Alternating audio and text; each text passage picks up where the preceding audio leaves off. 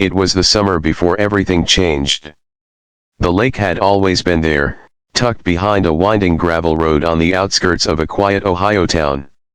Willow Lake, named after the sagging trees that bent their necks like old women, had been the backdrop of Molly's childhood: sunburns, fireflies, and the splash of cannonballs echoing across the water. But now, it was being sold. Molly stood at the edge of the dock, her bare feet curled around the splintered wood. The for sale sign hammered into the soft earth next to the boathouse was like a funeral notice. The lake wasn't just a patch of water to her, it was memories. Her dad teaching her how to fish, her mom setting out lemonade in glass pitchers, her first kiss under a full moon with a boy named Kevin who'd later moved to Chicago and never looked back. The lake was the one thing that had stayed the same when everything else shifted. College, divorce, moving back home at 29. And now it was going to. Behind her, she heard the creak of the old screen door. It hadn't been replaced in decades, and it announced every visitor with a groan and a slap. "Thought you might be out here," her brother Jake said, holding 2 beers. He handed one to her and sat down on the dock with a grunt. Molly took a sip and let the bitterness anchor her. "Mom says the papers are signed," Jake said. "The new owners take over in 2 weeks. 2 weeks, Molly repeated. "Feels wrong." Jake nodded, tossing a pebble into the lake. "Yeah. But Mom can't keep it up by herself. And neither of us are exactly in a position to take it on." Molly felt a familiar pang of guilt. After her job at the ad agency dried up, she'd moved back home, thinking it would be temporary. 2 years later, she was still there, freelancing and avoiding eye contact with high school acquaintances at the grocery store. They sat in silence, the kind that only siblings can share without discomfort. "You remember that summer when we built the treehouse?" Jake asked suddenly. Molly smiled. "And Dad fell out of it on day 2. He swore it was tactical dismount." They both laughed. For a moment, it was like being 10 again.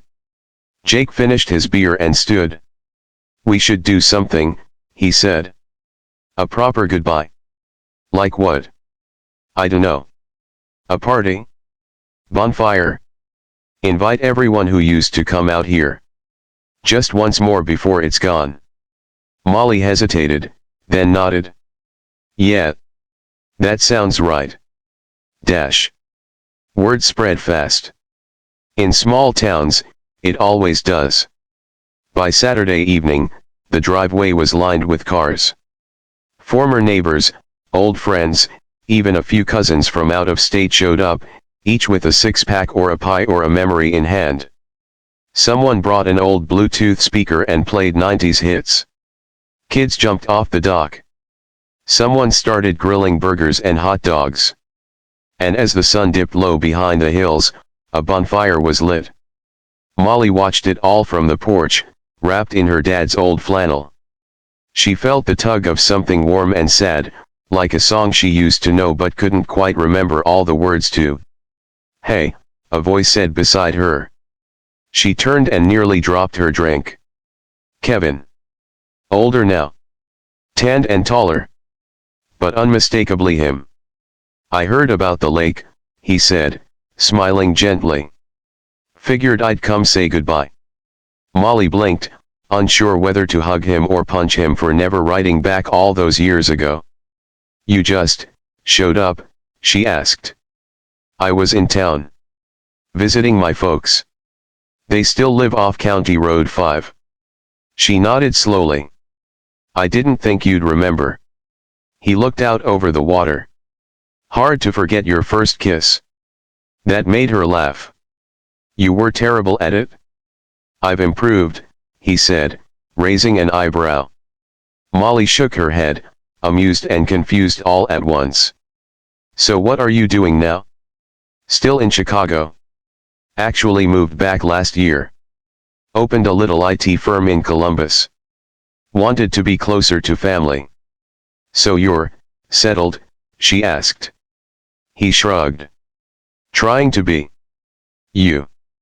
She looked out at the fire, where people were roasting marshmallows and telling ghost stories like they used to.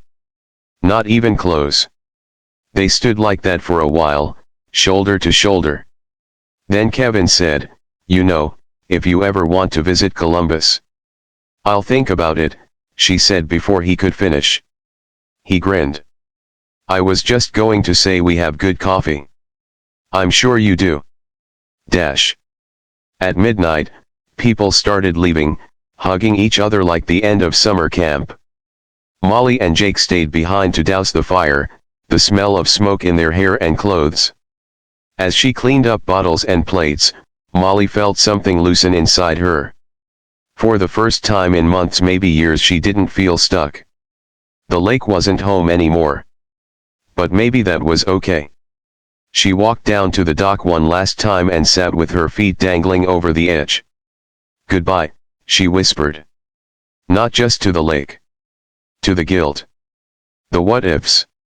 The version of herself she thought she had to be. Somewhere behind her, an owl hooted. The water rippled gently.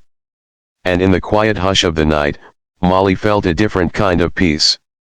The kind that comes when you finally let go.